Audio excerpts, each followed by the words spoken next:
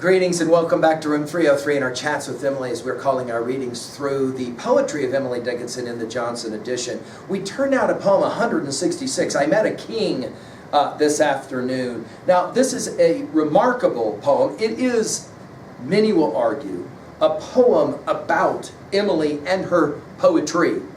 And more particularly, this idea of whether it's going to be accepted as legitimate or not. Now, I'm going to be following the great Oxford scholar of Emily Dickinson's work, David Priest, as he follows Ruth Miller's treatment of this poem. I think this is a poem, specifically, much like poem 163 that we've already covered, about Emily's struggle of artistic acceptance. I think she struggled with it, and we're going to actually finish with Shakespeare's Sonnet 29, because I think there's a whole lot of Shakespeare's Sonnet 29 standing behind this poem. Now, our assumptions are that you've been following our stuff at learnstrong.net, down that left-hand side, Chats with Emily, our playlist. I'm hopeful that you've already been exposed to our set of introductory comments. I'm hopeful that you've already read the previous 165 poems and studied them, because we mentioned already poem 163, but it's clear already that Emily in these early poems was already dealing with the challenges of acceptance, creative acceptance, and the like.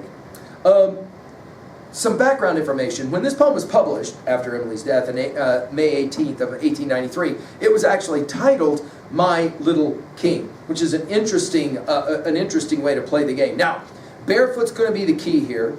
And you got to go to letter 265, where in a third letter to Thomas Higginson, written on the 7th of June, 1862, Emily says it this way, quote, "If fame belonged to me, I could not escape her. If she did not, the longest day would pass me on the chase. And the approbation of my dog would forsake me then. My barefoot rank is better," end quote. Now this idea of my barefoot rank is better, barefoot, of or related to not the grand, not the royal. In other words, Emily, I think, is looking at the differences between herself as poet and others who have been accepted as great. Again, go back especially to poem 163 to see what we're talking about.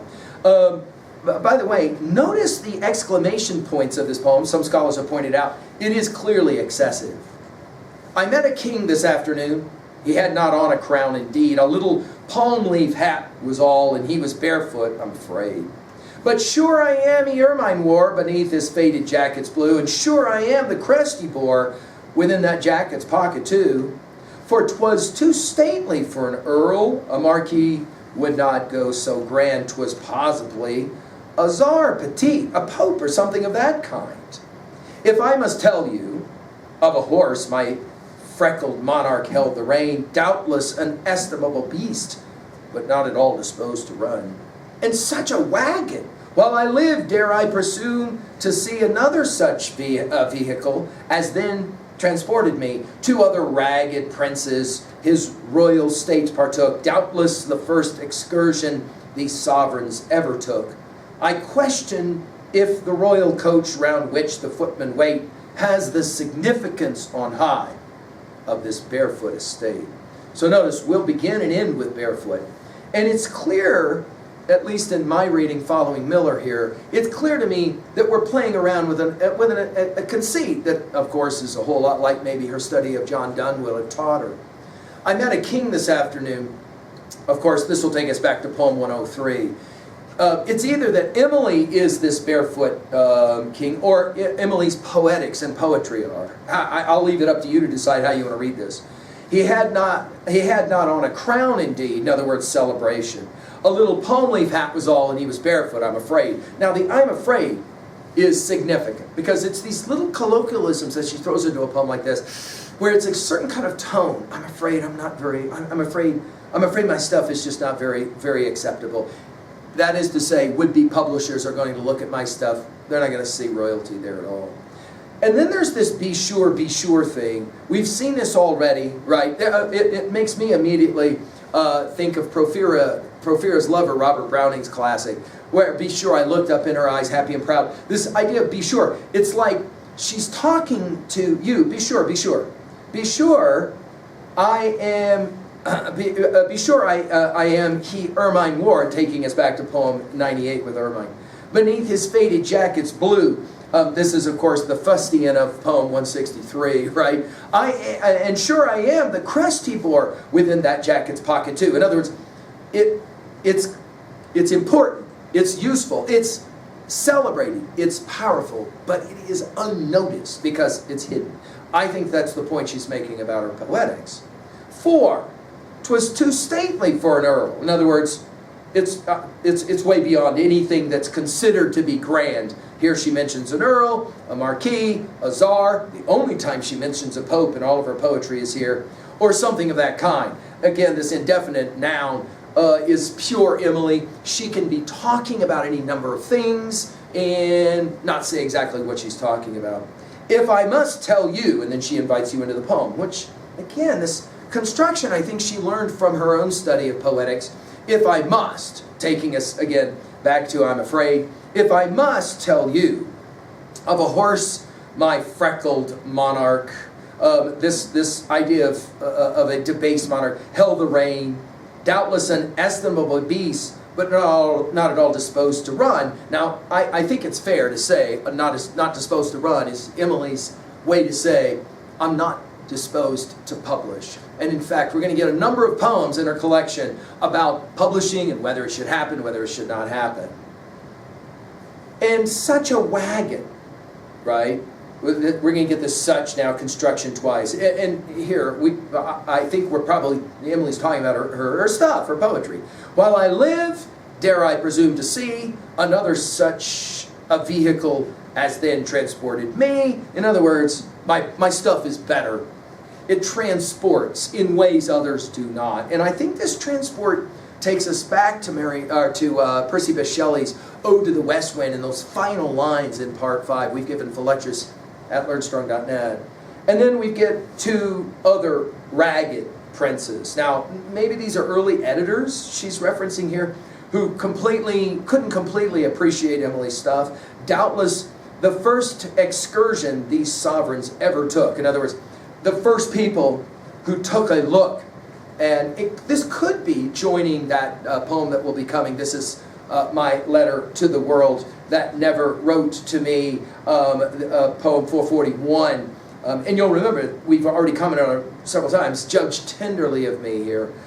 She says it this way, I question, and to me, this is the central point of the poem, I question if the royal coach, and again, this is probably her view of accepted poetry, round which the footmen wait, whoever those are, the publishers, the ones who are so excited. Again, you know, we can go back to poem 163 to see the game she's playing there, has the significance, and that's the key, on high of this barefoot estate. I think the key word here is significance. There seems to be, what are we going to do with this poem now to it? There seems to be some sense that Emily knew that her stuff would someday be discovered. Now, obviously, scholars have debated this, and we can obviously debate it as well. But there seems to be some notion that Emily knew that these poems she was writing were fundamentally different from anything anybody else was writing. Of course, Walt Whitman had a similar kind of insight. The only difference is Whitman decided to publish his own stuff, self-aggrandize, as we've commented in all of our lectures on every poem of Leaves of Grass, the Deathbed Edition, and we've called that playlist Talks with Walt. Here, Chats with Emily, for obvious reasons they're similar. It is hard, I think, is the two-way message. It is hard to not be recognized for artistic greatness. For artistic, can I say significance? I think that's the right word, given the poem here. At 2b, while I love the extended conceit of the barefoot, lowly, misunderstood royalty, or king, right? At 3a, well, I mentioned Walt and Whitman, and I can't look away from that reference, but I want to go to Shakespeare. I said that I think standing behind this poem is Sonnet 29. I think this was an important sonnet for Emily. Let's just enjoy this one time through. We've given full lectures on this at learnstrong.net. When in disgrace with fortune and men's eyes, I all alone beweep my outcast state. And that's the key to me. That's the key word, outcast state. And troubled of heaven with my bootless cries, and look upon myself and curse my fate, wishing me like to one more rich in hope, royalty, right? Rich in hope, feature like him with friends possessed, right? This may take us back into the poem one last time to those footmen, we might say, desiring this man's art and that man's scope, with what I most enjoy, contented least. Yet in these thoughts myself, almost despairing, happily I think on thee, and then my state like to the lark at break of day arising from sullen earth. Think about the power of the lark as it relates to Emily. Sings hymns at heaven's gate. Think about the power of the gate. How many times Emily's already played that game. For thy sweet love remembered such wealth brings, that then I scorn to change my state with kings. Obviously you can see the way in which Emily's playing off of a poem like this. Finally in 3B. How are we going to own a poem like this? Hey, how about this one? What was a time when you felt creatively unappreciated? And whatever it was you were attempting to do, you just couldn't get anybody to appreciate what you were doing. And in that regards, and maybe in that moment, you felt a little bit barefoot. That is to say, misunderstood, right? Thank you.